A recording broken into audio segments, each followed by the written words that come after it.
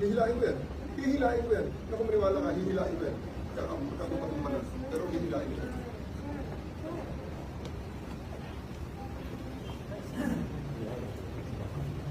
So, President, kung ako masusunod dito ngayon, reklamo niya lang ako. Gusto niyang kausapin para lang maklaro. Sino? Walang mas mata sa akin. Ako na ang commander dito. Tusar na ako, sir. Diretso rin niyo ako sa aeroplano? Yes. Okay, sir. Your lawyers are witnesses. You can always file them. You have to kill me. It's not our intention. You have to kill me to bring me to jail. It's not our intention, sir.